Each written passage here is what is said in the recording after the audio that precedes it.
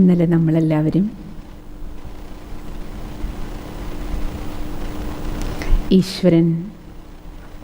ഈശ്വരനെ നമ്മളെങ്ങനെയാണ് സമീപിക്കേണ്ടത്, എന്തിനു വേണ്ടി സമീപിക്കണം എന്നതിനെക്കുറിച്ച് നിങ്ങൾക്കെല്ലാവർക്കും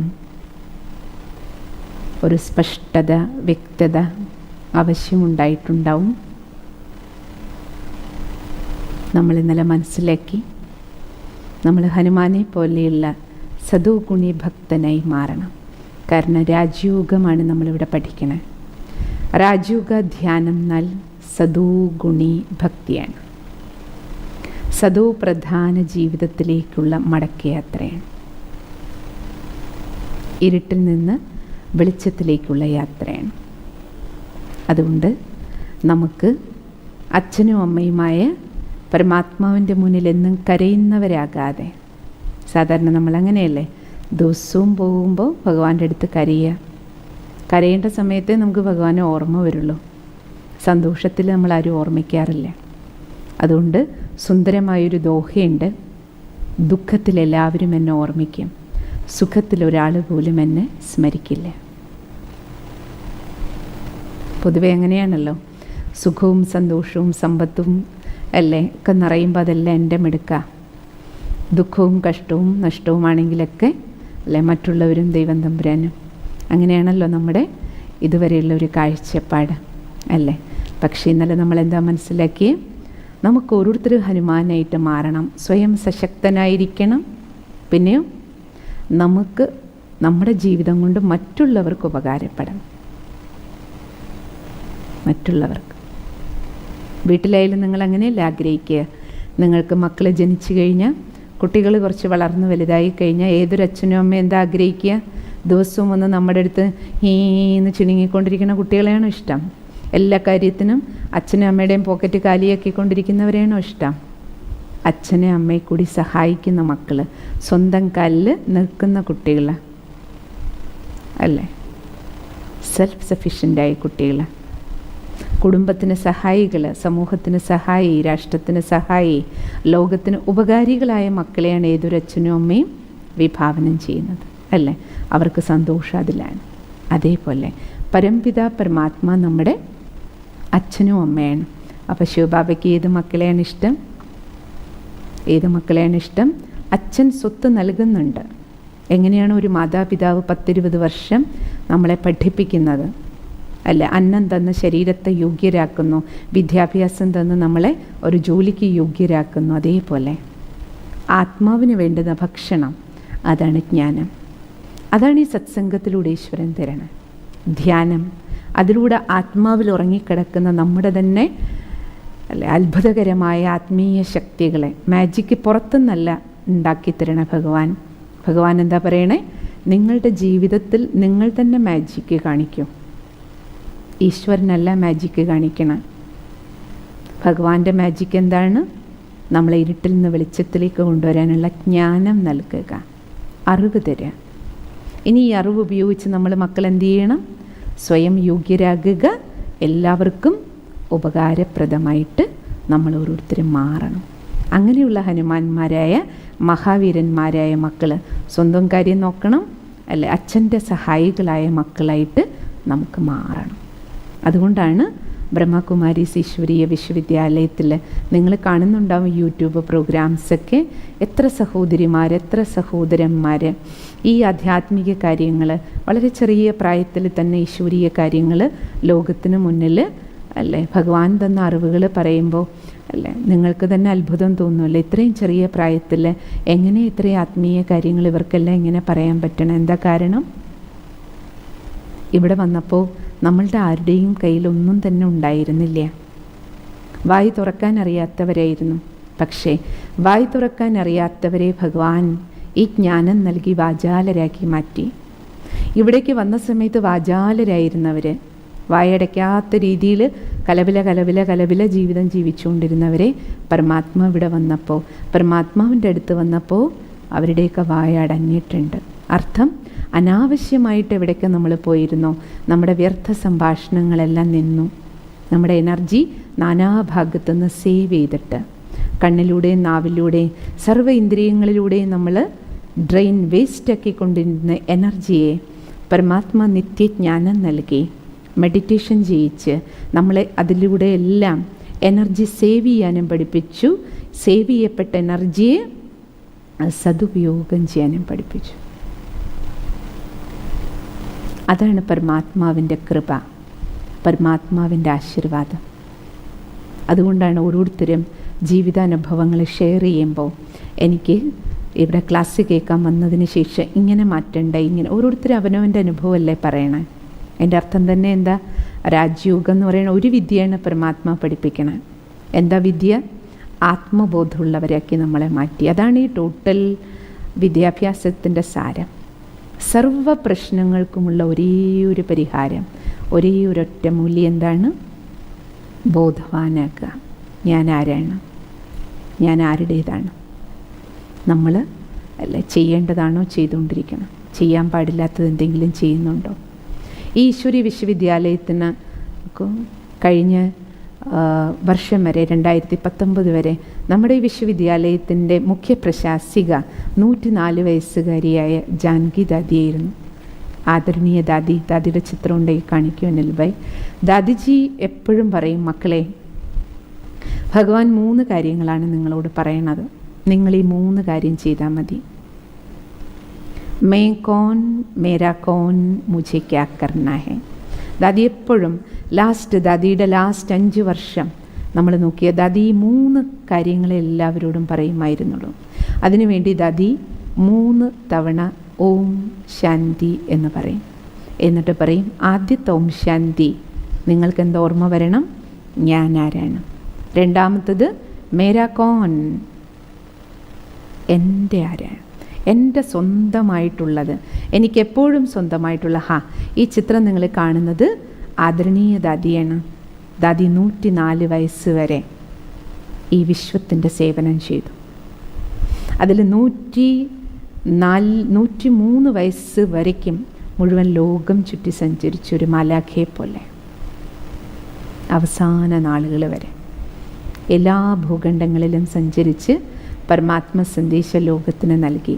ലോകത്തിലെ ഏറ്റവും വലിയ സ്റ്റേബിൾ മൈൻഡഡ് പേഴ്സണാലിറ്റി എന്ന ശാസ്ത്രലോകം ദാദിക്ക് ബഹുമതി നൽകി. ടെസ്റ്റ് ചെയ്തിട്ട് എപ്പോഴും ഡെൽറ്റ വേവ്സ് പുറപ്പെടുവിക്കുന്ന മനോസ്ഥിതിയാണ് ദാദിയുടേത്. ഇതിലൂടെ പരമാത്മ നൽകിയ ജ്ഞാനത്തിലൂടെ. ഒരു സാധാരണ കുടുംബിനിയായിരുന്നു. വിശ്വവിഖ്യാതമായ ഈ യജ്ഞത്തിൻ്റെ മുഴുവൻ വിശ്വത്തിൻ്റെ ലീഡറായിട്ട് ബ്രഹ്മകുമാരീസിൻ്റെ ആഗോള മുഖ്യപ്രശാസികയായി മാറി. എങ്ങനെ? ദാദി എപ്പോഴും ഈ 3 പാഠങ്ങളാണ് എല്ലാവരെയും പഠിപ്പിച്ചത്. ശിവബാബ അല്ലേ, എൻ്റെ അച്ഛനാണ്, അമ്മയാണ്, നമ്മളെല്ലാം ഒരു പരമാത്മാവിൻ്റെ മക്കളാണ്. മൂന്നാമത് ദാദി എപ്പോഴും പറയും, മൂന്നാമതൊരു ഓം ശാന്തി നിങ്ങളുടെ ഉള്ളിൽ ഏത് ഓർമ്മിപ്പിക്കണം? എനിക്ക് ഇപ്പോൾ എന്താണ് ചെയ്യേണ്ടത്? ഞാൻ ചെയ്യേണ്ടതാണോ ചെയ്യണത്? ചെയ്യാൻ പാടില്ലാത്തതാണ് ഈ ചെയ്യാതിരിക്കുക. ചെയ്യേണ്ടത് ചെയ്യുക. ഇത്രയേ ഉള്ളൂ ലൈഫ്. അതാണ് ആത്മീയത. ദാദി സ്പിരിച്വാലിറ്റിയുടെ മീനിങ് ഈ 3 ശബ്ദങ്ങളിലാണ് പറയുന്നത്. അപ്പം അത്രയും നമുക്കും ചെയ്യാനുള്ളൂ. ഈ കഴിഞ്ഞ 10 ദിവസങ്ങളായി നമ്മൾ കേട്ടുകൊണ്ടിരിക്കുന്നത് ഇത് തന്നെയല്ലേ? ഞാൻ ആരാണ്? ആരുടേതാണ്? ഞാൻ എന്ത് ചെയ്യണം? എന്ത് ചെയ്യാൻ പാടില്ല? ഈ 3 കാര്യങ്ങൾ ചെയ്താൽ തന്നെ നമ്മുടെ ലൈഫ് എന്തായി? സ്പിരിച്വലായി. ഇനി നിങ്ങൾ പറയൂ, ഈ 3 കാര്യങ്ങൾ നമുക്ക് ചെയ്യാൻ കഴിയുന്നതാണോ? അതിന് വീട് വിട്ടു പോകണോ? കടമകൾ ഉപേക്ഷിക്കണോ? ആവശ്യമില്ല. എല്ലാം ചെയ്തുകൊണ്ട് ചെയ്യേണ്ടതാണിത്. ഇനി നമുക്ക് ഇന്നത്തെ വിഷയത്തിലേക്ക് കടക്കാം. ഹെഡിങ് തന്നെ നിങ്ങൾ സുന്ദര ശബ്ദം കേട്ടിട്ടുണ്ടാവും അല്ലേ? ശിവ രാമ കൃഷ്ണൻ. പരമാത്മാവിനെക്കുറിച്ച് നമ്മൾ മനസ്സിലാക്കി വരികയായിരുന്നു. കഴിഞ്ഞ 2 ദിവസങ്ങളായിട്ട് നമ്മൾ നമ്മുടെ അച്ഛനെ തിരിച്ചറിഞ്ഞു. അനാഥ കുട്ടികളെ പോലെ നടന്നതാണ് നമ്മൾ. നമുക്കിപ്പോൾ നാഥനെ മനസ്സിലായി. ആരാ നാഥൻ? സത്യം, ശിവം, സുന്ദരം. ആത്മാവ് എൻ്റെ അച്ഛൻ പരമസത്യമാണ്. എന്തുകൊണ്ട്? നിത്യമായിട്ടുള്ള ആൾ ആണ് സത്യം. എന്തുകൊണ്ടാണ് നിത്യം? അല്ലേ? അവിനാശിയായ പരമജ്യോതിയാണ്. നമ്മളെപ്പോലൊരു ശരീരധാരിയല്ല. ശരീരധാരിയാണെങ്കിൽ എന്തു ചെയ്യും? ശരീരം എടുക്കും, കുറച്ച് കഴിയുമ്പോൾ ശരീരം ഉപേക്ഷിക്കേണ്ടി വരും. ലോകത്തിൽ ആരെല്ലാം എത്ര വലിയ മഹാത്മാവാണെങ്കിലും പുണ്യാത്മാവായി കടന്നു പോയിട്ടുണ്ടെങ്കിലും, നിങ്ങൾക്കറിയാം, ദൈവാത്മാക്കളായിരുന്നെങ്കിലും ധർമ്മസ്ഥാപകരാണെങ്കിലും ഇന്നും ജീവിച്ചിരിക്കുന്നവർ ധാരാളം പേരുണ്ട്, അല്ലേ? പേരും പ്രശസ്തിയുമുള്ള നല്ല കാര്യങ്ങൾ ചെയ്യുന്നവർ. പക്ഷെ അവർക്കും നമുക്കറിയാം ഒരു ദിവസം, അല്ലെ, ശരീരം എല്ലാവരുടെയും നഷ്ടപ്പെടും. ആത്മാവ് പോയിട്ട് അടുത്ത ശരീരം എടുക്കും. പക്ഷെ പരമാത്മാവിനെ എന്തുകൊണ്ടാണ് സത്യം എന്ന് പറയണേ? പരമാത്മ നിത്യമാണ്, ശരീരധാരിയല്ല. അതുകൊണ്ടാണ് ഭഗവാനെ നിരാകാരൻ എന്ന് പറയുന്നത്. ശരീരത്തിൻ്റെ ആകാരമില്ല, ശിവമാണ്. എന്താ കാര്യം? ഭഗവാന്റെ പേര് ശിവം. നമുക്കെല്ലാവർക്കും പേരിടുന്നത് ഓരോ പേരിടും. അച്ഛനെന്തിഷ്ടം, അമ്മയ്ക്ക് എന്തിഷ്ടം, അല്ലെങ്കിൽ മുത്തശ്ശിക്ക് എന്തിഷ്ടം, അതിടും. പക്ഷെ ഭഗവാന്റെ നാമം നമ്മൾ പല പേരിട്ട് വിളിക്കും ഭഗവാനെ. പല ധർമ്മങ്ങളിൽ, പല ഭാഷകളിൽ, പല രാജ്യങ്ങളിൽ, പല വിശ്വാസങ്ങളിൽ. പക്ഷെ പരമാത്മാവിൻ്റെ യഥാർത്ഥ നാമം ഒന്ന് മാത്രമാണ്. ഏതാണെന്നറിയൂ? അതാണ് ശിവം. അതർത്ഥവത്തായ നാമമാണ്, അന്വർത്ഥമാണ് ആ നാമം. ശിവമർത്ഥം മംഗളകാരി, നന്മ ചെയ്യുന്ന ആൾ, സർവർക്കും മംഗളം ചെയ്യുന്ന ആൾ ഒരേ ഒരാളാണ്. എല്ലാ ആത്മസ്വരൂപങ്ങൾക്കും മംഗളം ചെയ്യുന്നത് പരമാത്മാവാണ്. എന്താ ഭഗവാന്റെ മംഗളകാരിയായ കർത്തവ്യം? ജ്ഞാനം നൽകി പതിതാത്മാവിനെ പാവനമാക്കുക, തമോ ഗുണിയിൽ നിന്ന് നമ്മളെ സദോ ഗുണിയാക്കുക, കല്ലുബുദ്ധികളായ അഹല്യകളെ സ്പർശിച്ച് ശാപമോക്ഷം നൽകുക, നമ്മുടെ ബുദ്ധിയെ പവിഴ സമാനമാക്കി മാറ്റുക, അല്ലേ? ആ പരമാത്മാ രാമൻ്റെ പേരാണ് എന്ത്? ശിവം. പിന്നെ ഭഗവാന്റെ സുന്ദര രൂപം. ഈശ്വരനോളം സൗന്ദര്യം ആരിലുമില്ല. എന്താ കാരണം? ഭഗവാന്റെ സൗന്ദര്യം എന്താണ്? ഭഗവാനിലെ സൗന്ദര്യം എന്താണ്? ആന്തരിക സൗന്ദര്യമാണ്. ആത്മാവിലെ പരമമായ ആത്മാവിൻ്റെ ഉള്ളിലെ സൗന്ദര്യം. നമ്മളൊരാളെ കണ്ട സുന്ദരനാണ്, സുന്ദരിയാണെന്ന് പറയുന്നത് ശരീരത്തിൻ്റെ രൂപം നോക്കിയിട്ടാണ്. ശരീരം, മുഖം സുന്ദരമാണ്, വെളുത്തതാണ്, ഭംഗിയുണ്ടെന്ന് പറഞ്ഞ് സ്വഭാവം സുന്ദരാകണമെന്നില്ല, അല്ലേ? പക്ഷേ പരമാത്മാവിനെ സുന്ദരൻ എന്തുകൊണ്ടാണ് വിളിക്കണേ? പുറമേയുള്ള ഫേസിലെ സൗന്ദര്യമല്ല. ഫേസേ ഇല്ലല്ലോ നമ്മളെപ്പോലെ. ഭഗവാന്റെ ജ്യോതി സ്വരൂപമാണ് ഭഗവാന്റെ മുഖം. അപ്പോൾ ആ സൗന്ദര്യം എന്താണ്? സ്നേഹത്തിൻ്റെ സൗന്ദര്യ, കാരണം സ്നേഹക്കടല. ശാന്തിയുടെ സൗന്ദര്യ, ശാന്തിയുടെ കടല. സർവശക്തികളുടെ സൗന്ദര്യ ഭഗവാനിലുള്ളത്, കാരണം സർവശക്തനാണ്, അല്ലേ? ജ്ഞാനത്തിൻ്റെ സൗന്ദര്യമാണ്. അങ്ങനെ സർവഗുണങ്ങളുടെ, സർവശക്തികളുടെ അറിവിൻ്റെ സൗന്ദര്യമാണ് പരമാത്മാവിലുള്ളത്. അതുകൊണ്ടാണ് ഭഗവാനെ സത്യം, ശിവം, സുന്ദരം. ഇനി നിത്യമാണ്. സത്യമായത് നിത്യമാണ്, നിത്യമായത് സത്യവുമാണ്. അതുകൊണ്ടാണ് സദാ ശിവൻ എന്ന് പറയാൻ. ശിവൻ സദാ ആണ്. നമ്മളെ ആരെയും സദാ എന്ന് പറയാൻ പറ്റില്ലല്ലോ. ആത്മാവ് സദാ ഉണ്ട്, പക്ഷേ ശരീരത്തിന് എന്ത് ചെയ്യും? മാറ്റം ഉണ്ടാവുമല്ലോ. ജീർണനം ഉണ്ടാകും, മരിക്കും, ജനിക്കും. പക്ഷെ ഭഗവാൻ മരിച്ചു, ഭഗവാൻ ജനിച്ചു എന്ന് പറയുമോ? ഇല്ല. അതുകൊണ്ടാണ് ഭഗവാനെ നിരാകാരം. അടുത്തതെന്താ ഭഗവാന്റെ മഹിമ? നിർവികാരി. നമ്മളൊക്കെ എന്തു ചെയ്യും? വികാര വിക്ഷോഭങ്ങൾക്ക് അടിമപ്പെടും. 5 പാമ്പുകൾ ഇടയ്ക്കിടയ്ക്ക് നമ്മളെ പിടിക്കും. പക്ഷേ പാമ്പ് പിടിക്കാത്ത ഒരേ ഒരാളാര്? നിർവികാരി പരമേശ്വരനാണ്. ചില ആൾക്കാർ പറയില്ല, എന്താ നിർവികാര പരബ്രഹ്മമാണോ? പറയില്ല. എൻ്റെ അർത്ഥം എന്താ? ബ്രഹ്മലോകത്തെ ബ്രഹ്മലോക നിവാസിയായ പരമാത്മാ നിർവികാരി. നിർവികാരി എന്ന് പറഞ്ഞാൽ നമ്മൾ പറയുന്ന മീനിങ് അല്ല യഥാർത്ഥത്തിൽ അത്. നിർവികാരി അർത്ഥം കാമം, ക്രോധ, ലോഭ, മോഹ, അഹങ്കാരമാകുന്ന ദുർവികാരം ഇല്ലാത്ത ആൾ. ആ ദുർവികാരം പിടികൂടാത്ത ആൾ, അല്ലേ? നമ്മളേത് പിടികൂടിയതുകൊണ്ട് നമുക്ക് മാറ്റണം. അടുത്തതെന്താ? അജന്മ. ഇതുപോലെ അമ്മയുടെ ഗർഭത്തിൽ നമ്മളെപ്പോലെ പോയി ജനിക്കില്ല. അടുത്തതെന്താ? അഭോക്ത. ഭഗവാന്റെ വിശേഷണം. അഭോക്ത പറഞ്ഞ ഉപഭോക്താവല്ല, കസ്റ്റമറല്ല. ഒന്നും ഭുജിക്കില്ല, കാരണം വായില്ല, ശരീരമില്ല, നമ്മളെപ്പോലെ ഭക്ഷണം വേണ്ട. പിന്നെയോ അഭോക്ത എന്ന് പറഞ്ഞാൽ എന്താ അർത്ഥം? ഈശ്വരനെ സംബന്ധിച്ചിടത്തോളം സുഖദുഃഖ ഫലങ്ങൾക്കെല്ലാം അതീതനാണ്. നമ്മളെല്ലാവരും കർമ്മം ചെയ്യുമ്പോൾ നമുക്കതിൻ്റെ ഫലമായിട്ട് സുഖമോ ദുഃഖമോ ഉണ്ട്. അങ്ങനെ സുഖദുഃഖത്തിനായൊരു കർമ്മം ചെയ്യുന്ന ആളല്ല പരമാത്മാ. പരമാത്മാവിൻ്റെ കർത്തവ്യം കേവലം വിശ്വമംഗളം മാത്രമാണ്.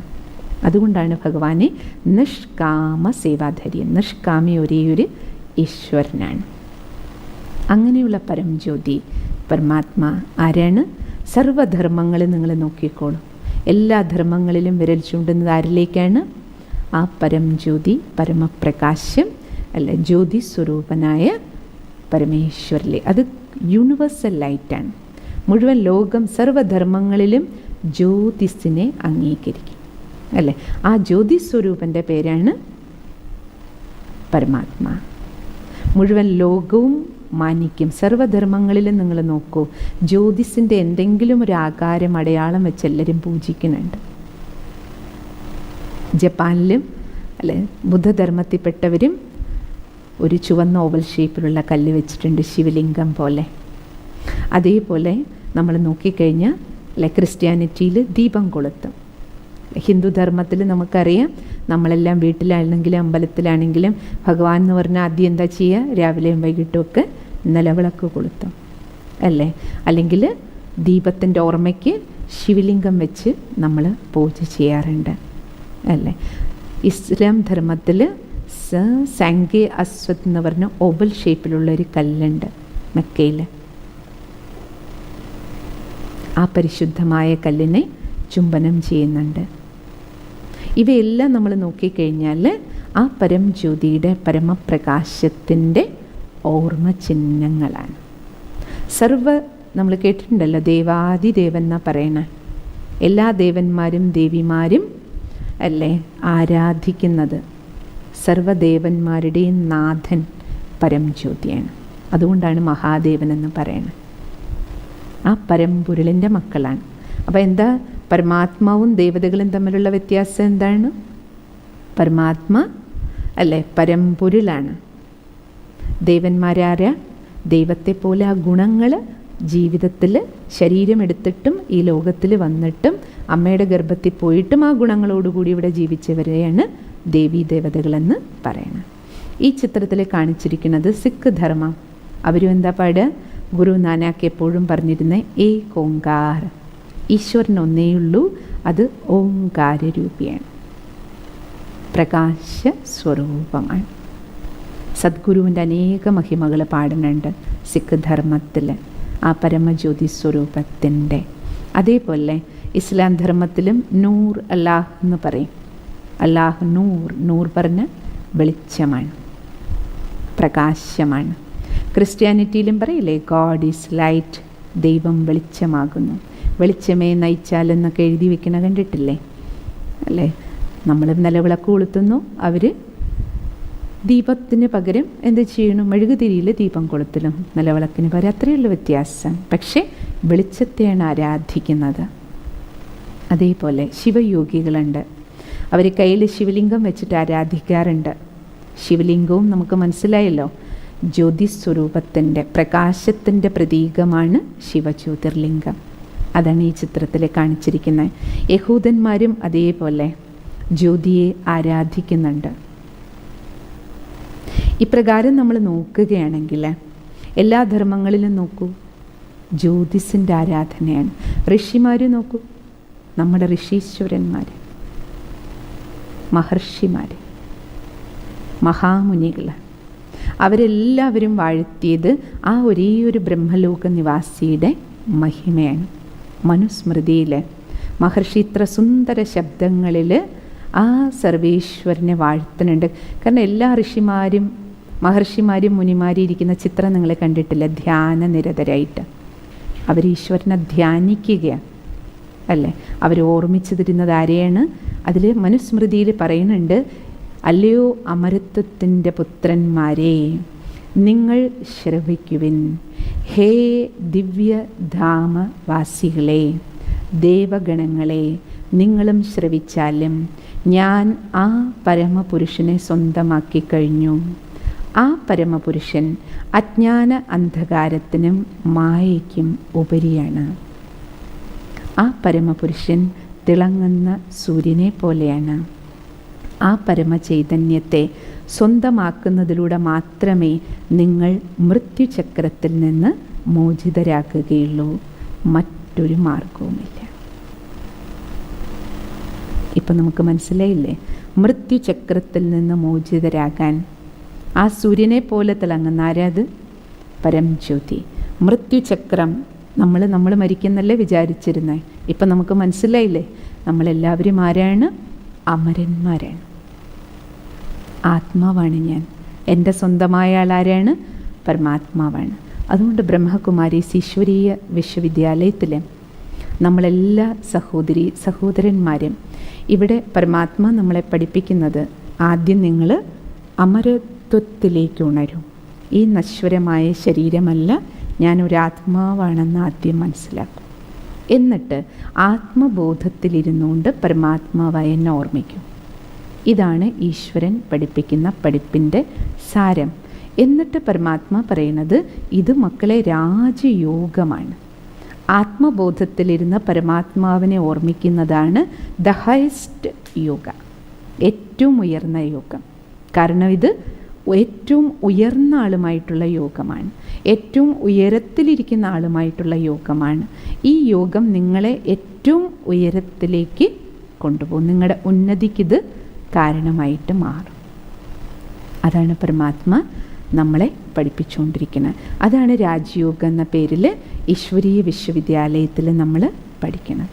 എന്നിട്ട് ഭഗവാൻ നമ്മൾ മക്കളോട് പറയുന്നുണ്ട്, മക്കളെ ഈ യോഗവിദ്യ നിങ്ങൾ എല്ലാവർക്കും പറഞ്ഞു കൊടുക്കണം. നിങ്ങളും യോഗികളാകൂ, മറ്റുള്ളവർക്കും ഈ സന്ദേശം നൽകൂ.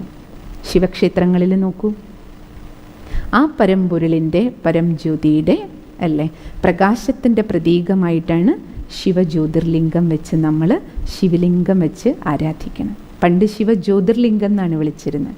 പിന്നെ അത് ലോപിച്ചാണ് ശിവലിംഗം എന്ന് പറയുന്നത്. ഇപ്പോഴും നമ്മൾ നോർത്തിൽ പോയാൽ അവർ ജ്യോതിർലിംഗം എന്നേ പറയുള്ളൂ. ജ്യോതിർലിംഗം, പ്രകാശത്തിൻ്റെ പ്രതീകം. അപ്പോൾ ഇപ്രകാരം നമ്മൾ നോക്കുകയാണെങ്കിൽ ഭഗവാന് നമ്മൾ പല പേര് പല ധർമ്മങ്ങളിൽ പറയും. നമ്മൾ തന്നെ നോക്കൂ, ഭാരതത്തിൽ ദൈവം എന്ന് പറയും, ഈശ്വരൻ എന്ന് പറയും അല്ലേ, ഭഗവാൻ എന്ന് വിളിക്കും, പ്രഭു എന്ന് വിളിക്കും അല്ലേ, ഏതെല്ലാം പേരിടുമ്പോഴും യഹോവയെന്ന് വിളിക്കും അല്ലേ, അള്ളാ എന്ന് വിളിക്കും. ഏത് പേരിട്ട് നമ്മൾ വിളിക്കുകയാണെങ്കിലും ഈശ്വരൻ, ഗോഡ്, ഈ വാക്കുകളെല്ലാം ആരെയാണ് ഉദ്ദേശിക്കുന്നത്? ഓങ്കാരരൂപി പരമാത്മാ, ശിവൻ അല്ലേ. ഈ പേരെല്ലാം ആരുടേതാണ്? ഒരേയൊരു ജ്യോതിർ ബിന്ദു സ്വരൂപമായ നമ്മളെല്ലാ ആത്മാക്കളുടെയും നാഥനെയാണ്. അപ്പോൾ ഏത് പേരിൽ വിളിച്ചാലും നമുക്ക് ആരുടെ ഓർമ്മ വരണം?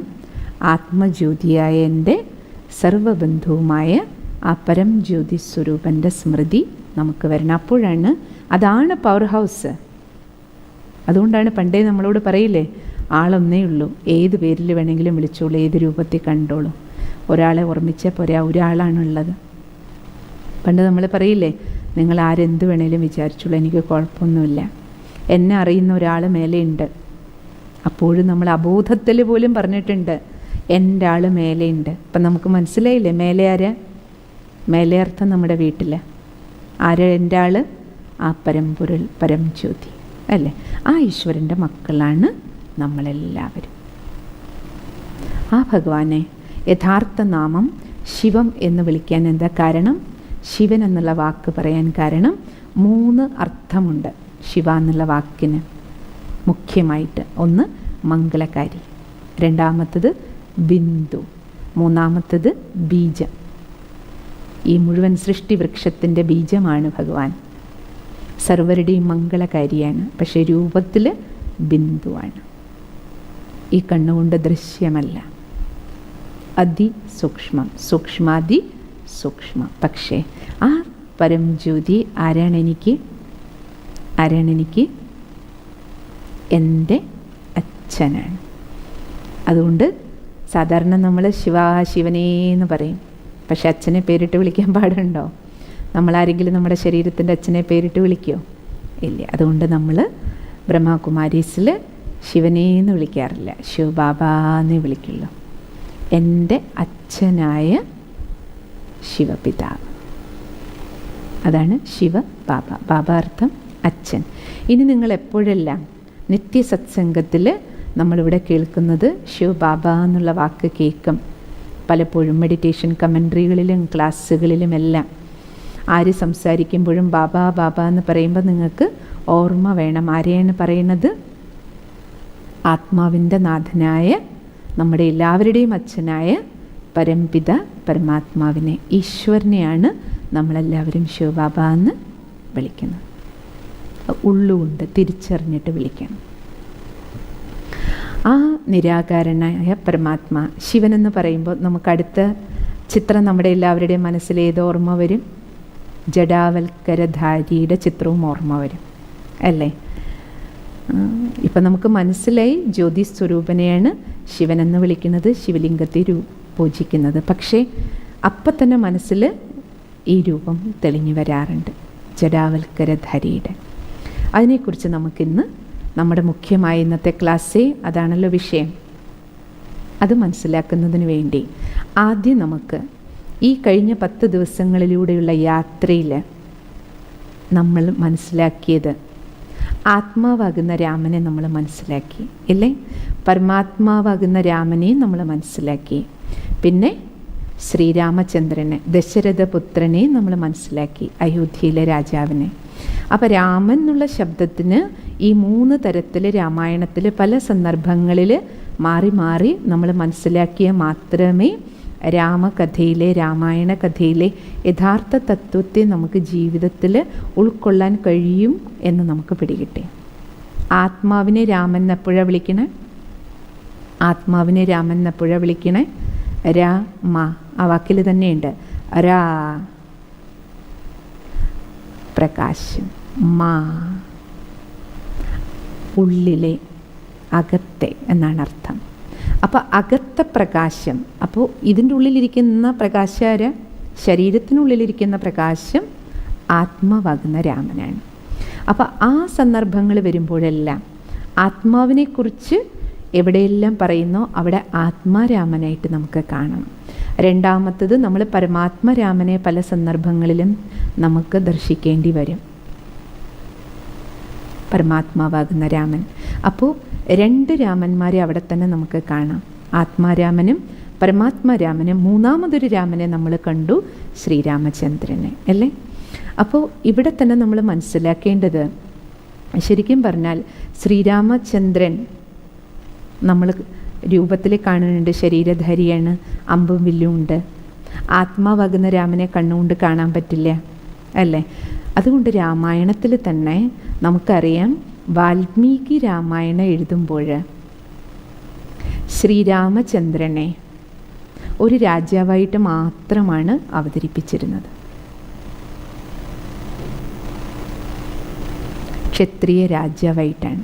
പക്ഷേ വർഷങ്ങൾക്ക് ശേഷം, നൂറ്റാണ്ടുകൾ പിന്നിട്ട് രാമാനുജൻ ആധ്യാത്മിക രാമായണം എഴുതുമ്പോൾ മനുഷ്യനെ ആധ്യാത്മികതയിലേക്ക് നയിക്കാൻ, കാരണം മനുഷ്യൻ്റെ ജീവിതം അപ്പോഴത്തേക്കും കലുഷിതമാകാൻ തുടങ്ങി.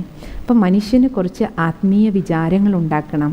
അപ്പം അതുകൊണ്ട് രാമായണ കഥ തന്നെ ഉപയോഗിച്ച്, ശ്രീരാമൻ്റെ കഥാപാത്രത്തെ തന്നെ ഉപയോഗിച്ചുകൊണ്ട് പരമാത്മാ രാമൻ എന്നുള്ള പരിവേഷം, ഈശ്വരൻ എന്നുള്ള പരിവേഷം, ഭഗവാൻ എന്നുള്ള പരിവേഷം നൽകിക്കൊണ്ട് മാനവ സമൂഹത്തിന് എന്തെല്ലാം ഈശ്വരീയ കാര്യങ്ങൾ ഉപദേശിച്ചു കൊടുക്കണമോ അത് ആ രാമകഥാപാത്രത്തിലൂടെ നൽകുകയാണ് അദ്ദേഹം ചെയ്തത്.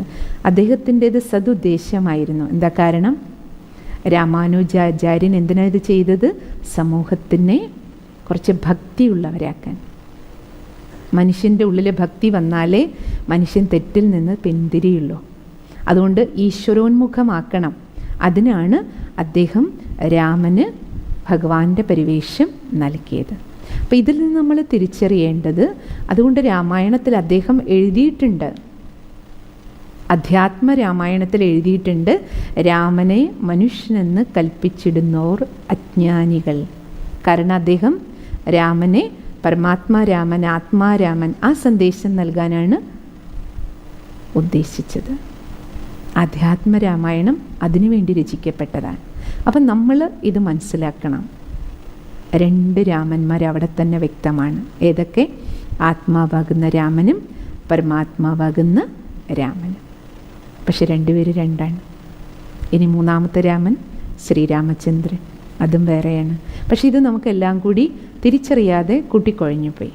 അതേപോലെ നമ്മൾ നോക്കുകയാണെങ്കിൽ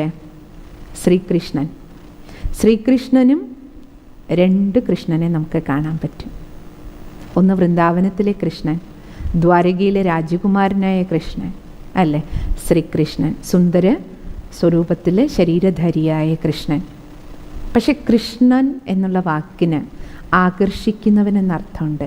രാമൻ എന്നുള്ള വാക്കിന് രമിപ്പിക്കുന്നവൻ എന്നാണ് അർത്ഥം. ആത്മാവിനെ രമിപ്പിക്കുന്ന ആൾ. ആത്മാവിനെ സന്തോഷിപ്പിക്കാൻ ആർക്കേക്ക് പറ്റൂ? പരമാത്മാവിനെ കഴിയും. അതേപോലെ കൃഷ്ണ ആ വാക്കിന് അല്ലേ കറുപ്പെന്നൊരർത്ഥമുണ്ട്, ആകർഷിക്കുന്നവൻ എന്നൊരർത്ഥവുമുണ്ട്. ഇപ്പം നമുക്ക് മനസ്സിലായി ആത്മാവിനെ ആകർഷിക്കുന്നത്. നമ്മളെല്ലാ ആത്മാക്കളുടെയും ആകർഷണം ആരുടെ അടുത്തേക്കാണ്? പരമാത്മാവിൻ്റെ അടുത്തേക്കാണ്. അതുകൊണ്ട് പരമാത്മാവിൻ്റെ മറ്റൊരു നാമമാണ് കൃഷ്ണൻ. അപ്പം രണ്ട് കൃഷ്ണന്മാരാരാ? ഒന്ന് രാജകുമാരനായ ശ്രീകൃഷ്ണൻ, മറ്റൊന്ന് പരമാത്മാവാകുന്ന കൃഷ്ണൻ. എല്ലാ ആത്മാക്കളുടെയും ആകർഷണം പരമാത്മാവിലേക്കാണ്. പക്ഷേ ഈ രണ്ട് കൃഷ്ണനെ തിരിച്ചറിഞ്ഞില്ലെങ്കിൽ എന്ത് സംഭവിക്കും? കൺഫ്യൂഷൻ ഉണ്ടാവും. അപ്പോൾ നമുക്ക് രണ്ട് രാമനെ മനസ്സിലായി അല്ലേ, രണ്ട് കൃഷ്ണൻ ആരാണെന്ന് മനസ്സിലായി അല്ലേ. അതേപോലെ ശിവൻ എന്ന് പറയുമ്പോൾ നമ്മുടെ മുന്നിൽ ഒന്ന് ഇപ്പം നമുക്ക് മനസ്സിലായി, ശിവൻ ജ്യോതിസ്വരൂപനായ പരമാത്മാവാണ് അല്ലേ. ശിവൻ ആ ജ്യോതിസ്വരൂപനെയാണ് നമ്മൾ ശിവലിംഗ രൂപത്തിൽ ആരാധിക്കണം. പക്ഷെ ഒപ്പം നമ്മുടെ മനസ്സിൽ കടന്നു വരും ശ്രീ ശങ്കരൻ്റെ രൂപം. കാരണം ഈ രൂപത്തെയും നമ്മൾ അല്ലെ തപസ്യായിട്ടുള്ള താപസ്യ രൂപത്തിലിരിക്കുന്ന ജഡാവൽക്കരധാരിയെയും നമ്മൾ ശിവനെന്ന് വിളിക്കും, ശങ്കരനെന്നും പറയും. ശിവശങ്കരൻ എന്നല്ലേ പറയുക, ശിവനും ശങ്കരൻ. അപ്പോൾ ഇതും രണ്ടാണ്, ശിവൻ വേറെ ശങ്കരൻ വേറെ. ഭഗവാൻ പറയുന്നത് ശിവൻ ഞാനാണ് മക്കളെ, നിങ്ങളുടെ നാഥൻ. ആരാ ശങ്കരൻ? ആ ചിത്രം തന്നെ നമുക്ക് പറഞ്ഞു തരുന്നുണ്ട് ശ്രീ ശങ്കരൻ ആരാണ്. ചിത്രത്തിലേക്കൊന്ന് ശ്രദ്ധിക്കൂ. ശ്രീ ശങ്കരൻ ശിരസിൽ നമുക്ക് ആരംഭിക്കാം. ശിരസിൽ നോക്കൂ അല്ല, ജടയിൽ നിന്ന് എന്താ ഒഴുകുന്നത്? ഗംഗ. ഗംഗ ഒഴുകിക്കൊണ്ടിരിക്കുകയാണ്. എന്താ അർത്ഥം? ഗംഗ ഒഴുകുക അർത്ഥം എന്താണ്? ജ്ഞാനഗംഗ. ആരുടെ ശിരസിലാണോ ജ്ഞാനം ലഭിച്ചത്, ഞാനൊരാത്മാവാണെന്ന ജ്ഞാനം, പരമാത്മാവിൻ്റെ ജ്ഞാനം അല്ലേ, ബുദ്ധിയിൽ സ്വീകരിച്ച് ആ ജ്ഞാനഗംഗയിൽ കുളിക്കുക. എന്തിനാ? ജ്ഞാനത്തിൻ്റെ ആവശ്യം എന്താ? ജ്ഞാനമുണ്ടെങ്കിൽ മാത്രമേ നമുക്ക് അകക്കണ്ണ് തുറക്കുള്ളൂ, മൂന്നാം കണ്ണ്. അപ്പോൾ ശങ്കരനാകുക അർത്ഥം എന്താണ്? ജ്ഞാനം നേടുക, ബുദ്ധിയിലേക്ക് അറിവ് നിറയുക. ജ്ഞാനഗംഗകളാണ് നമ്മൾ ഓരോരുത്തരും. പക്ഷേ ജ്ഞാനസാഗരനാര ശിവനും ശങ്കരനും തമ്മിലുള്ള വ്യത്യാസം നമ്മൾ മനസ്സിലാക്കണം. ശിവഭഗവാൻ ജ്ഞാനക്കടലാണ്, അറിവിൻ്റെ കടലാണ്. ആ അറിവിൻ്റെ കടലിൽ നിന്ന് ജ്ഞാനം നിറയുമ്പോൾ നമ്മുടെ ശിരസിലേക്ക് അർത്ഥം ബുദ്ധിയിലേക്ക് ജ്ഞാനം നിറയ്ക്കാം. നമ്മുടെ മൂന്നാം കണ്ണ് അപ്പോൾ തുറന്നു. ഇപ്പോൾ കഴിഞ്ഞ 10-11 ദിവസമായില്ലേ നമ്മുടെ അകക്കണ്ണ് തുറന്നില്ലേ? അപ്പോൾ ആരുടെ അകക്കണ്ണ് തുറന്നോ അവരാണ് ആര്? ശങ്കരൻ. അകക്കണ്ണ് തുറന്നു. പരമാത്മാവിന് ഇതുപോലെ മൂന്നാമത്തെ കണ്ണ് തുറക്കേണ്ട ആവശ്യമില്ല. എന്താ കാരണം? പരമാത്മാവിൻ്റെ മൂന്നാം കണ്ണേ ഉള്ളൂ പരമാത്മാവിന്. അത് സദാ തുറന്നാണിരിക്കണം. നമുക്കാണ് ഈ ശരീരം ഉള്ളതുകൊണ്ട് 2 കണ്ണും പിന്നെ മൂന്നാമത്തെ കണ്ണും. പരമാത്മാവിന് ഒരേ ഒരു കണ്ണേ ഉള്ളൂ. ആ കണ്ണ് സദാ തുറന്നാണിരിക്കണം. അർത്ഥം പരമാത്മ സദാ ബോധത്തിലാണ്. നമ്മളാണ് ബോധം കെട്ടത്, ശരീരബോധത്തിലേക്ക് പോയി നമ്മൾ. ഇപ്പോൾ ഭഗവാൻ വന്ന് അല്ലേ ആത്മബോധത്തിൻ്റെ കണ്ണ് തുറന്നു തരികയാണ് നമുക്കെല്ലാവർക്കും അല്ലേ. പിന്നെ അടുത്തത് എന്താ കാണിച്ചിരിക്കുന്നത്? ശ്രീ ശങ്കരൻ കഴുത്തിൽ അല്ലേ എല്ലാം ആഭരണങ്ങളെല്ലാം നോക്കിക്കഴിഞ്ഞാൽ കൂടുതൽ ആഭരണങ്ങൾ പാമ്പിനെയാണല്ലോ കയ്യിലും ശിരസിലും കഴുത്തിലും എല്ലാം കാണിച്ചിരിക്കണം. നമ്മളെയൊക്കെ സർപ്പം പിടിച്ചു, സർപ്പത്തെ നിയന്ത്രിക്കണം. അതുകൊണ്ട് സർപ്പം പിടിക്കുകയും ചെയ്തു, സർപ്പത്തെ നിയന്ത്രിക്കുന്ന ആൾ. പാമ്പിനെ ആഭരണമാക്കുക അർത്ഥം എന്താ? യോഗി ജീവിതത്തിലേക്ക് വരുമ്പോൾ ഒരു നല്ല ഭക്തന് സർപ്പത്തിൻ്റെ മേൽ നിയന്ത്രണം ഉണ്ടാകും. സർപ്പം പറഞ്ഞ 5 വികാരങ്ങളെയാണ് ആ തല കാണിച്ചിരിക്കുന്നത്. കാമം, ക്രോധം, ലോഭം, മോഹം, അഹങ്കാരങ്ങളാകുന്ന ദുർവികാരങ്ങളുടെ മേൽ നിയന്ത്രണത്തോടെ ജീവിക്കുന്നവരാണ് ആര്? ഒരു നല്ല യോഗി, ഒരു നല്ല ഭക്തൻ. അപ്പോൾ ശങ്കരനെ പോലെയുള്ള ഭക്തനായി നമുക്ക് എന്ത് ചെയ്യണം? ശിവനെ ധ്യാനിക്കണം. അതാണ് മുന്നിൽ ശിവലിംഗം. കാരണം ശിവനെ ഒരിക്കലും പാമ്പ് പിടിക്കില്ല, പാമ്പേ ഇല്ലല്ലോ. കാരണം ഭഗവാൻ ഒരിക്കലും ശരീരം എടുക്കില്ല, ശരീരബോധമില്ല, അതുകൊണ്ട് ദുർവികാരങ്ങളേ ഇല്ല. അതുകൊണ്ടാണ് ഭഗവാനെ നിർവികാരി എന്ന് പറയണത്. പിന്നെ കയ്യിലെപ്പോഴും ജപമാലയുണ്ട്. ശങ്കരന് ജപിക്കണം. നമുക്ക് ഭക്തർക്ക് ജപം ആവശ്യമുണ്ട്. അർത്ഥം എന്താ? പരമാത്മാവിനെ സ്മരിക്കണം, പരമാത്മാവിൻ്റെ ഗുണങ്ങളെ. മാലയിലെ മണികളെന്ന് പറഞ്ഞാൽ എന്താ അല്ലേ? പരമാത്മാവിൻ്റെ ഓരോ ഗുണങ്ങളെയും സ്മരിക്കണം. എങ്ങനെ സ്മരിക്കണം? പരമാത്മാ സ്നേഹക്കടലാണ്. ആ സ്നേഹക്കടലിൻ്റെ കുട്ടിയാണ് ഞാൻ. എനിക്കും ഭഗവാനെ പോലെ സ്നേഹസ്വരൂപമായി മാറണം. ഓരോ മുത്തുകളും നമ്മളാണ് ഭഗവാന്റെ കഴുത്തിലെ മാല. ആ മാലയിലെ ഓരോ മുത്തുകൾക്കും അല്ലേ, ഭഗവാന്റെ കഴുത്തിലെ മാലയിലെ മണിയായിട്ട് മാറണമെങ്കിൽ എന്ത് യോഗ്യത വേണം? ഭഗവാനെ പോലെ സ്നേഹം, ഭഗവാനിലെ പോലെ ശാന്തി, ഭഗവാനിലെ പോലെ ശക്തി, ഭഗവാനെ പോലെ നമ്മുടെ ജീവിതം ശുദ്ധിയുള്ളതായിട്ട് മാറും അല്ലേ. അതെങ്ങനെ ശുദ്ധമാകുള്ളൂ? ഈശ്വരനുമായിട്ടുള്ള കണക്ഷൻ, സ്മരണയാണ്. ജപം എന്നതുകൊണ്ട് എന്താ ഉദ്ദേശിക്കണേ? പരമാത്മാവിൽ കണക്റ്റായി നമുക്ക് ജീവിക്കണം. പിന്നെയോ ശങ്കരൻ്റെ കണ്ണുകൾ നോക്കൂ, പകുതി അടഞ്ഞാണ് കണ്ണെപ്പോഴും ഇരിക്കണം. പകുതി അടഞ്ഞ കണ്ണെന്ന് പറഞ്ഞാൽ തന്നെ എന്താ അർത്ഥം? തപസ്വിയുടെ കണ്ണാണ്. പകുതി അടഞ്ഞത്, കാണേണ്ടത് കാണുക, കാണാൻ പാടില്ലാത്തത് കാണാതിരിക്കുക. അതാണ് യോഗി. ഫുൾ കണ്ണടക്കില്ല. അതുകൊണ്ട് നമ്മൾ രാജയോഗത്തിലും മെഡിറ്റേഷൻ ചെയ്യുന്നത് അങ്ങനെ. ചിലർ ചോദിക്കും, ധ്യാനം ചെയ്യുമ്പോൾ കണ്ണടച്ചിരിക്കണോ കണ്ണ് തുറന്നിരിക്കണോ, എന്ത് ചെയ്യണം? ശ്രീശങ്കരനെ പോലെയാണ് ഇരിക്കേണ്ടത്. കണ്ണ് തുറന്നിരുന്നുകൊണ്ട് തന്നെ നമുക്ക് ചെയ്യാം. പക്ഷേ ഇതിന് നേരെ കണ്ണടയ്ക്കണം? ചുറ്റുപാടുമുള്ള എല്ലാ ദൃശ്യങ്ങൾക്ക് നേരെ കണ്ണടയ്ക്കാം. പിന്നെയോ ഡെയിലി ഫുൾ ഡേ രാവിലെ തൊട്ട് വൈകുന്നേരം വരെ കർമ്മം ചെയ്യുമ്പോൾ എന്ത് ചെയ്യണം? അപ്പോഴും കണ്ണടയ്ക്കണം. ഏതിൻ്റെ നേരെ കണ്ണടയ്ക്കണം? വേണ്ടാത്തതിൻ്റെ നേരെ കണ്ണടയ്ക്കണം. വേണ്ടുന്നത് അലേർട്ടായിരിക്കുകയും വേണം, വേണ്ടതിൽ. അതാണ് യോഗി ജീവിതത്തിൻ്റെ റിസൾട്ടാണ്. യോഗി ജീവിതത്തിൻ്റെ റിസൾട്ടാണ്. കണ്ണ് തുറന്നിരുന്നുകൊണ്ട് ആരെ ധ്യാനിക്കണം? ശങ്കരൻ്റെ മുന്നിൽ എപ്പോഴും ശിവലിംഗം ഉണ്ടാകും. അതിൽ നിന്ന് തന്നെ അറിയാം ഒരാൾ ധ്യാനം ചെയ്യുന്നു എന്ന് പറഞ്ഞാൽ തന്നെ ആരെയെ ധ്യാനിക്കുന്നത്? പരമാത്മാവിനെയാണ്. അതുകൊണ്ടാണ് ശ്രീകൃഷ്ണനും ശിവലിംഗത്തെ ധ്യാനിച്ചു, ശ്രീരാമനും ശിവലിംഗത്തിനെ പൂജിക്കുന്നു. ശ്രീശങ്കരൻ്റെ മുന്നിൽ നോക്കൂ, ആരായിരിക്കണം? ശിവലിംഗമാണിരിക്കണം. അപ്പോൾ ഈ ചിത്രത്തിൽ നിന്ന് നമുക്ക് എന്താ മനസ്സിലാക്കാൻ പറ്റണേ? ശ്രീശങ്കരനും അല്ലേ ശിവനെ ധ്യാനിച്ചുകൊണ്ടിരിക്കുക. പക്ഷേ പ്രത്യേകത എന്താണ് അല്ലേ? ശങ്കരൻ്റെ സമീപത്തിരിക്കുന്നത് കണ്ടില്ലേ? തൃശ്ശൂലാണ്. തൃശ്ശൂലത്തിൻ്റെ പ്രത്യേകത എന്താ? ത്രികാലദർശികളായി നമ്മൾ ജീവിക്കണം. ത്രികാലം, പാസ്റ്റ്, പ്രസൻറ്റ്, ഫ്യൂച്ചർ, മൂന്നും അറിയണം. നമ്മൾ ആരായിരുന്നു അല്ലേ? നമ്മൾ പരമാത്മാവിൻ്റെ മക്കളാണ്. നമ്മൾ ഈ നാടകശാലയിൽ വന്ന് വേഷമിട്ടിരിക്കുക. ഇപ്പോൾ നമ്മൾ അല്ലേ വേഷം അഭിനയിച്ചുകൊണ്ടിരിക്കുക അല്ലേ? പരമാത്മ 3 കാലങ്ങളുടെ ജ്ഞാനവും നമുക്ക് തരുന്നുണ്ട്. ഇനി ഡീറ്റെയിൽഡായിട്ട് നമുക്ക് അടുത്ത ക്ലാസ്സിൽ അത് കൂടുതൽ അടുത്ത ദിവസത്തെ സത്സംഗത്തിൽ കേൾക്കാം. പാസ്റ്റും പ്രസൻറ്റും ഫ്യൂച്ചറും അറിഞ്ഞാലും നമ്മൾ ജീവിക്കേണ്ടത് എവിടെയാണ്? വർത്തമാനത്തിലാണ്. പ്രസൻറ്റിൽ പ്രസൻ്റായിരിക്കാനാണ് ഭഗവാൻ നമ്മളെ പഠിപ്പിച്ചുകൊണ്ടിരിക്കുന്നത്. അതാണ് ഈ സത്സംഗത്തിൻ്റെ ആവശ്യകത.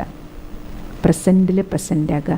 പാസ്റ്റിനെക്കുറിച്ച് ചിന്തിച്ച് പറഞ്ഞു, അയ്യോ അവരെങ്ങനെ ചെയ്തു, ഇവരെങ്ങനെ ചെയ്തു, മറ്റവരത് ചെയ്തു, നടന്നു കഴിഞ്ഞതും പണ്ടത്തെ കാര്യവും അവർ ചെയ്തതും അവർ കൂടോത്രം ചെയ്തതാണോ, അവർ മന്ത്രവാദം ചെയ്തതാണോ, ഈ വേണ്ടാത്തതൊക്കെ ചിന്തിച്ച് നമ്മൾ നമ്മുടെ ജീവിതത്തെ പറയണത് റിസർച്ചുകൾ, ഒരു മനുഷ്യൻ തൻ്റെ ജീവിതത്തിൻ്റെ 85% സമയം, ഗവേഷണ പഠനങ്ങൾ പറയണത് 85% സമയം പാസ്റ്റിലാണ് ജീവിക്കുന്നതെന്ന്.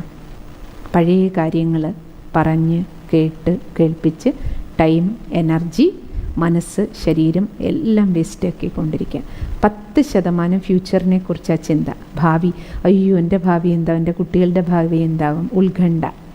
ബാക്കി 5% ഒരു മനുഷ്യൻ തൻ്റെ മനസ്സും ബുദ്ധിയും ഉപയോഗിച്ച് ശരീരവും ഊർജവും സമയമെല്ലാം പ്രസൻറ്റിൽ ഉപയോഗിക്കുന്നുള്ളൂ എന്നാണ് ഭഗവാൻ നമ്മൾ കുട്ടികളെ പഠിപ്പിക്കുന്നത്.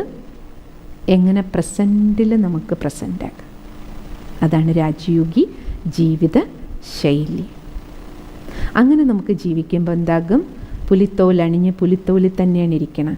വൈരാഗ്യം താപസനായിട്ടാണ് കാണിക്കണം. ശരീരം മുഴുവൻ എന്താ? ചുടലക്കളത്തിലെ ഭസ്മം. ഇതൊക്കെ എന്തിനെയാണ് കാണിക്കുന്നത്? ദേഹം ദഹിക്കുന്നതാണ്. ചുടലക്കളത്തിലെന്ന് പറഞ്ഞാൽ ശ്മശാനത്തിലെ ഭസ്മം. നമുക്കിപ്പോൾ മനസ്സിലായല്ലോ, ദേഹം ദഹിക്കും. ഞാനാരാണ്? അനശ്വര ആത്മാവാണ്. പുലിത്തോൽ എന്താ കാണിക്കുന്നത്? വൈരാഗ്യത്തെയാണ്, ഡിറ്റാച്ച്മെൻ്റാണ്. ആടയാഭരണങ്ങളോടും വസ്ത്രത്തോടും ഭക്ഷണത്തോടും ഈ ഭൗതിക ലോകത്തിലെ സാമഗ്രികളോടും സ്വന്തം ശരീരത്തോടും ദേഹത്തിൻ്റെ ലോകത്തിലെ സാമഗ്രികളിലും ഒട്ടിപ്പിടിച്ച ആർത്തിയിലോ ആസക്തിയിലോ മുഴുകിയല്ല ജീവിക്കേണ്ടത്. Life simple.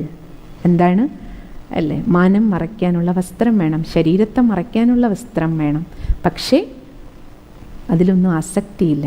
ജീവിക്കാൻ ആഹാരം വേണം, പക്ഷെ ജീവിക്കുന്നത് ഭക്ഷണത്തിന് വേണ്ടി മാത്രമല്ല.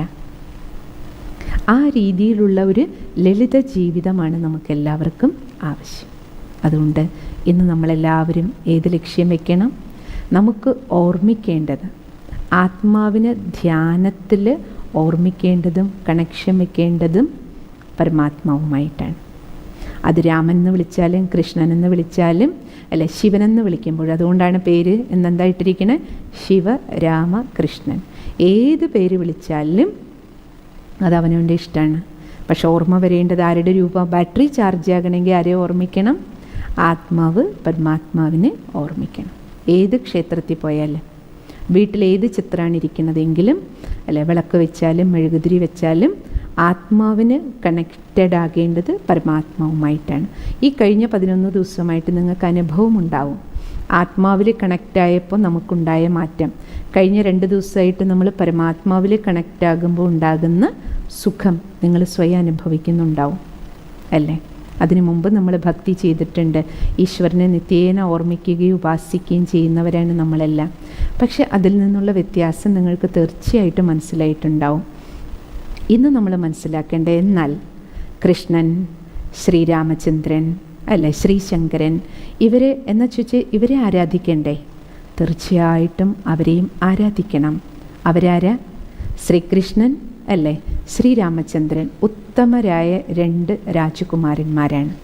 എല്ലാ അർത്ഥത്തിലും ഒരു പുത്രനായിട്ടാണെങ്കിലും പതിയായിട്ടാണെങ്കിലും രാജഭരണകർത്താവായിട്ടാണെങ്കിലും സർവ്വസംബന്ധങ്ങളിലും ഒരു മനുഷ്യന് ശരീരത്തിലിരിക്കുമ്പോൾ എങ്ങനെ ഒരു ഉത്തമ പൗരനായി ജീവിക്കാം, എല്ലാ ബന്ധങ്ങളും ഉത്തമ രീതിയിൽ എങ്ങനെ നിറവേറ്റാം, റിലേഷൻഷിപ്പ് എല്ലാവർക്കും ഇഷ്ടപ്പെടുന്ന, എല്ലാവർക്കും സന്തോഷം പകരുന്ന, എല്ലാവരോടൊപ്പം ചേർന്ന് പോകുന്ന ഒരു ജീവിതത്തിനുള്ള ഉത്തമ മാതൃകകളായിട്ടാണ് നമുക്ക് അവരെ മുന്നിൽ കാണേണ്ടത്. ഇപ്പം നിങ്ങൾക്കറിയില്ലേ, ഇപ്പോൾ സിനിമ ലോകത്തിൽ തന്നെ നോക്കൂ, പലരെയും പല സിനിമാ സ്റ്റാർസിനെ ആരാധിക്കാറുണ്ടല്ലേ.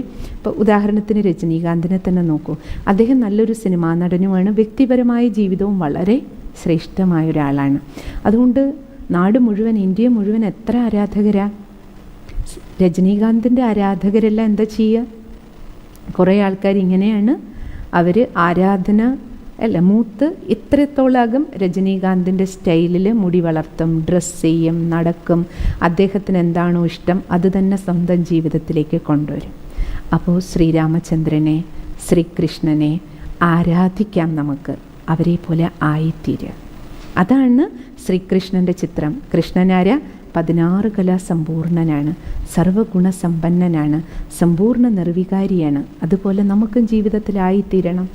അതാണ് വേണ്ടത്. അല്ലാതെ കൃഷ്ണനെ പോലെ മഞ്ഞപ്പെട്ടുടുത്തു, കൃഷ്ണനെ പോലെ തലയിൽ മൈപ്പീലി വെച്ചതുകൊണ്ട് നമ്മൾ കൃഷ്ണനാവില്ല. കൃഷ്ണനെ പോലെയുള്ള ഗുണങ്ങൾ നമ്മളിലേക്ക് വരണം അല്ലേ? കൃഷ്ണനെ പോലെയുള്ള സ്വഭാവ സംസ്കാരം, ശ്രേഷ്ഠ സ്വഭാവ സംസ്കാരങ്ങളാണ് നമുക്ക് ആയിത്തീരുക എന്നുള്ളതാണ്. ശ്രീരാമചന്ദ്രൻ ഇപ്പം നോക്കൂ, രാമായണ സമയമാണ്, പുരുഷോത്തമൻ എന്നാണ് പറയുക. ഉത്തമ പുരുഷൻ. ആത്മാവായ ഞാൻ ഈ ശരീരത്തിലിരുന്ന് എനിക്ക് എങ്ങനെ ഒരു ഉത്തമ പുരുഷനാകാം, ഉത്തമയായ ഒരു ഭാര്യ, ഉത്തമനായ ഒരു ഭർത്താവ്, ഉത്തമനായ ഒരു ഡോക്ടർ, ഉത്തമനായ ഒരു ടീച്ചർ അല്ലേ, ഉത്തമനായ ഒരു അമ്മായിയമ്മ, ഉത്തമയായ ഒരു അല്ലേ മരുമകൾ. എല്ലാ ബന്ധങ്ങളിലും നമ്മുടെ ഏത് റോളാണെങ്കിലും അതിൽ ഉത്തമരായിട്ട് എങ്ങനെ മാറാം, അതിലാണ് നമുക്ക് ശ്രീരാമചന്ദ്രനെ ഫോളോ ചെയ്യേണ്ടത്. പക്ഷേ അതിൽ നിന്നുള്ള വ്യത്യാസം ശ്രീശങ്കരനിൽ എന്താണ്? ശ്രീശങ്കരനെ യോഗിയായിട്ടാണ് കാണിക്കണം. അപ്പോൾ നമുക്ക് എങ്ങനെ ഒരു യോഗി ജീവിതം ജീവിക്കാം, യോഗ്യ ജീവിതം ജീവിക്കാം, ഒരു നല്ല ഭക്തനായി മാറാം. ഒരു നല്ല ഭക്തൻ ആരായിരിക്കണം? അല്ലേ, അകക്കണ്ണ് തുറക്കണം, മൂന്നാം കണ്ണ് തുറക്കണം, ബുദ്ധിയിൽ ജ്ഞാനഗംഗ ഒഴുകണം, നമ്മൾ എടുക്കുകയും വേണം, മറ്റുള്ളവർക്ക് കൊടുക്കുകയും വേണം. അല്ലേ, സർപ്പങ്ങളുടെ മേലെ നിയന്ത്രണം വേണം, ജീവിതത്തിൽ ലാളിത്യം വരണം, വേണ്ടേ? അല്ലേ, ദേഹം ദഹിക്കുന്നതാണെന്നും ഞാൻ അനശ്വരം ആത്മാവാണെന്ന ബോധം നമ്മളിലേക്ക് വരണം.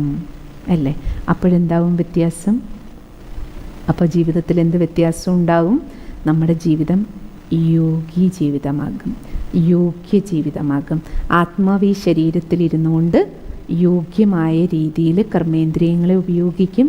മനസ്സ വാച കർമ്മണ യോഗ്യ ജീവിതമാകും. ആ യോഗ്യ ജീവിതത്തിൽ നമുക്ക് ആത്മാവിന് ആരുമായിട്ട് കണക്ഷൻ കിട്ടും? പരമാത്മാവുമായിട്ട്. അപ്പോൾ ഒരു രാജയോഗിയാണ് നമുക്ക് ശ്രീശങ്കരനിൽ കാണാൻ കഴിയുന്നത്. അതുകൊണ്ടാണ് ശ്രീശങ്കരനെ ആദിയോഗി എന്നാണ് പറയുന്നത്. നിങ്ങൾക്കറിഞ്ഞൂടെ?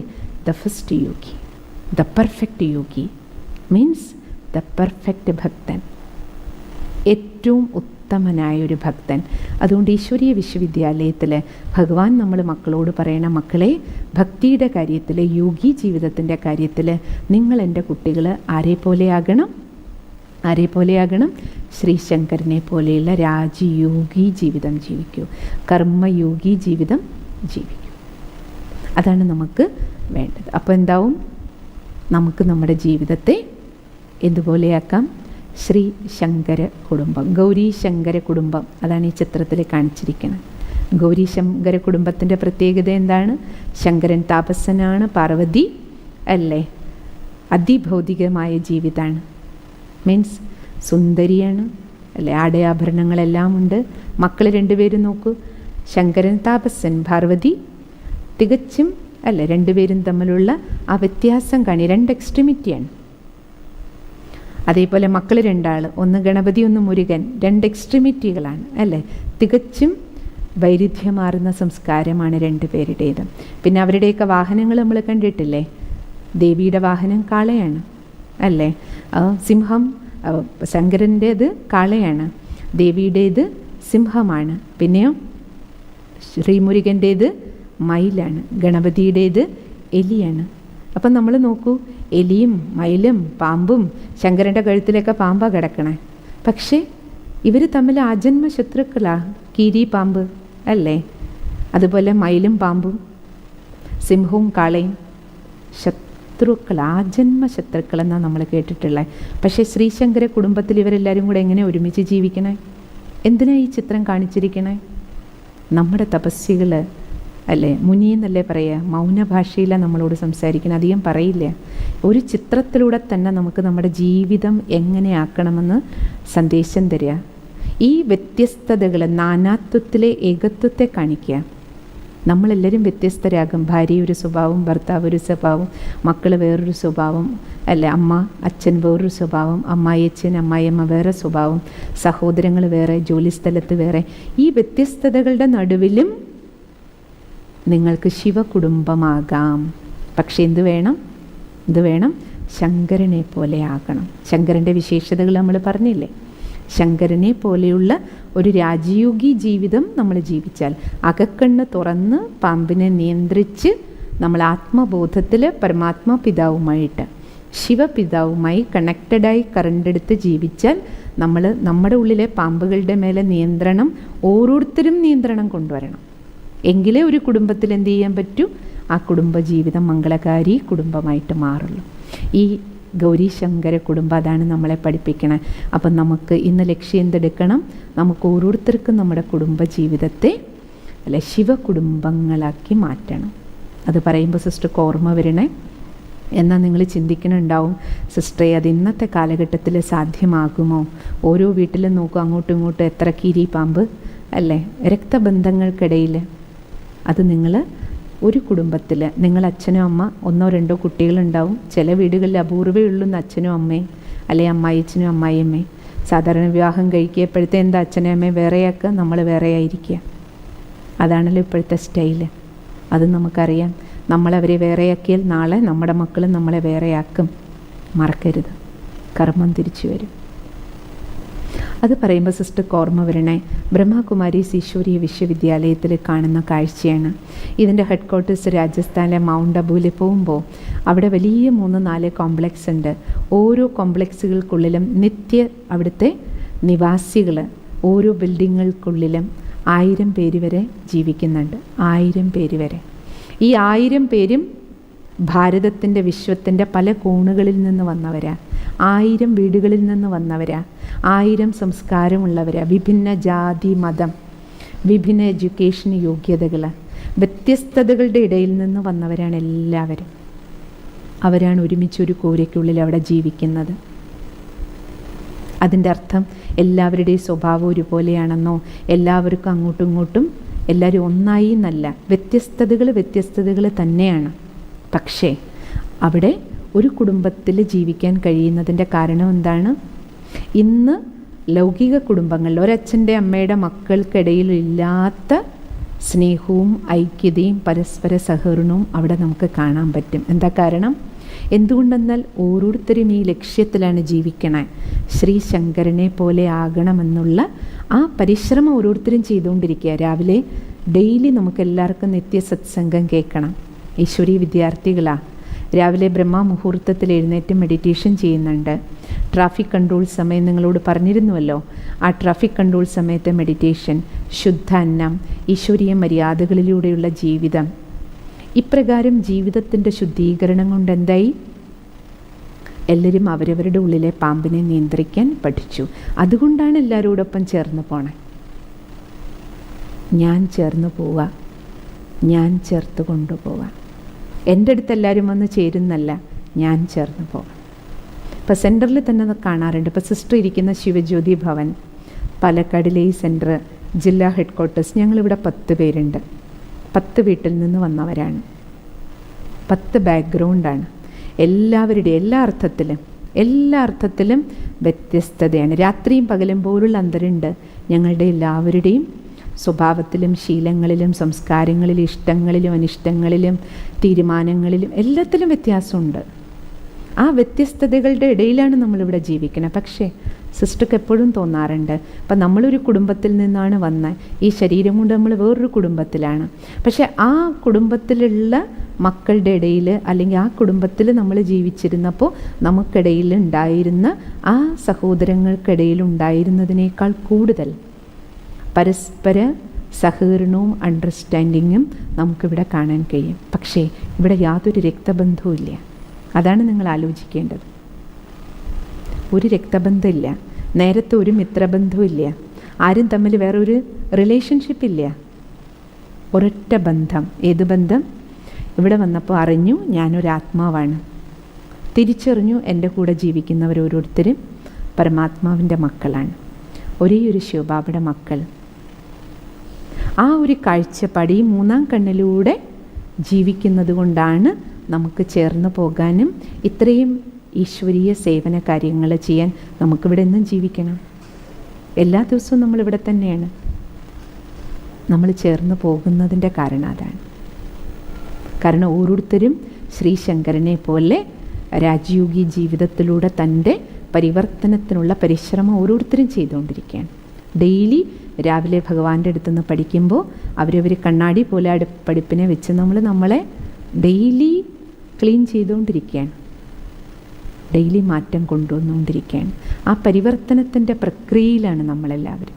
അതുകൊണ്ട് നിങ്ങൾക്കെല്ലാവർക്കും നിങ്ങളുടെ ആത്മീയ സഹോദരി എന്ന നിലയിൽ ഉറപ്പാണ്, ഗ്യാരൻറ്റിയാണ്, തീർച്ചയായിട്ടും നിങ്ങൾക്കും ഒരു ശിവകുടുംബം നിങ്ങളുടെ വീട്ടിലും നിങ്ങൾ ജോലി ചെയ്യുന്നിടത്തും ഉണ്ടാക്കാൻ കഴിയും.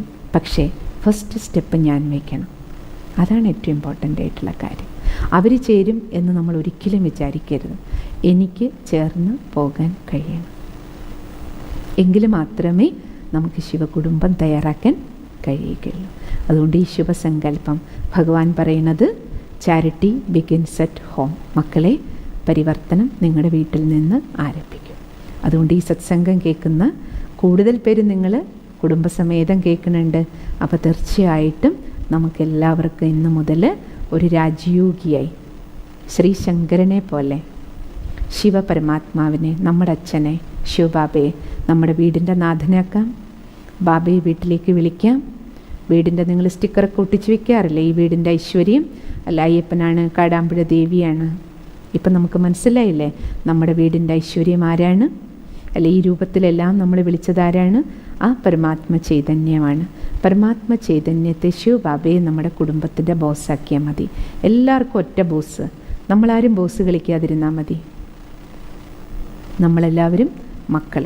എല്ലാവർക്കും ബോസ് ആരാ? ഒരാൾ. ആരാണ് ആ ഒരാൾ? ബാബ. ഒരേ ഒരു ശിവബാബ അല്ലേ? ബാബയുടെ വീട്ടിൽ നമ്മളിരിക്കുക.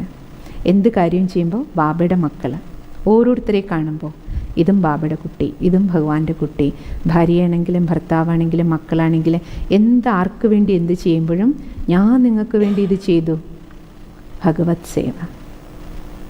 എന്ത് ചെയ്യുന്നു? ഈശ്വരീയ സേവനം. ആ കണ്ണിൽ കണ്ടു നോക്കൂ, ചെയ്തു നോക്കൂ അല്ലേ? ഭ്രൂമധ്യത്തിലിരിക്കുന്ന ആത്മാവിനെ കാണൂ, പരമാത്മാവിൻ്റെ മക്കളായിട്ട് കാണൂ. ഓരോ കർമ്മവും നമുക്ക് ഭഗവത് സേവയായിട്ട് ചെയ്യാം. അപ്പം എന്തായി? ഈശ്വരീയ സേവാസ്ഥാനത്താണ് നമ്മളിരിക്കണം. ഇന്ന് മുതൽ വീട് മാറി. എന്തായി? ഇനി ഗൃഹസ്ഥൻ എന്ന് പറയരുത്. യൂസ് സ്ട്രേ, നമ്മളൊക്കെ ഗൃഹസ്ഥികളല്ലേ. ഇനി പറയൂ, എവിടെ ഇരിക്കണം? എല്ലാവരും എവിടെ ഇരിക്കണം? ഇന്ന് മുതൽ വീടാരുടെയാണ്? വീടാരുടെയാണ്? ബാബ വീടാണ്, ഭഗവാന്റെ വീടാണ്. അച്ഛൻ വീട്ടിലിരിക്കുക, ഈശ്വരൻ്റെ വീട്ടിലിരിക്കുക, ഭഗവാന്റെ വീട്ടിൽ ഞാനിരിക്കുക. ഇത്ര നാൾ നമ്മുടെ വിചാരം എന്താ? ഞാനൊരു വീടുണ്ടാക്കിയിട്ട് ഒരു പൂജാമുറിയൊക്കെ ഉണ്ടാക്കിയിട്ടുണ്ട് ഭഗവാന്. അല്ല, ഭഗവാന്റെ വീട്ടിൽ നമ്മളിരിക്കുക. നമ്മുടെ വീട്ടിൽ ഭഗവാനെ പൂജാമുറിയിൽ ഇരുത്തിയിരിക്കുകയല്ല. ഭഗവാന്റേതാണ് വീട്.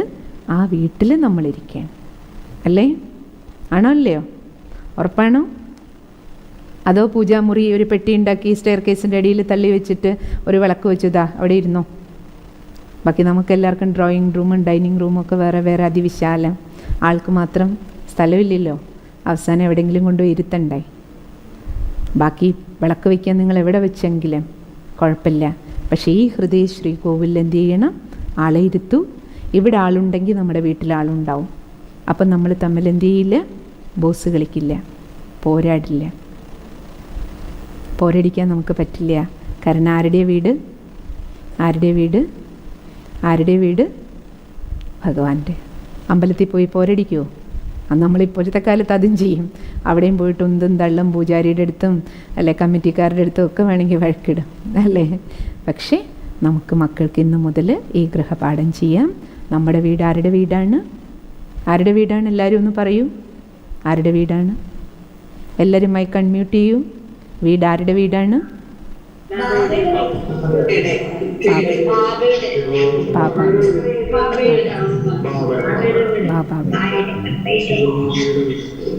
ഉറപ്പല്ലേ? ഇനി എൻ്റെ വീടെന്ന് പറയൂ. എൻ്റെ എന്നല്ലല്ലോ. ഒരിക്കലും എൻ്റെ എന്നുള്ള അഹങ്കാരം വേണ്ട. എല്ലാം ബാബ തന്നു, എല്ലാം ബാബ തന്നു, എല്ലാം അങ്ങനെ സമർപ്പണം ചെയ്ത് നമുക്ക് ഉപയോഗിക്കാം.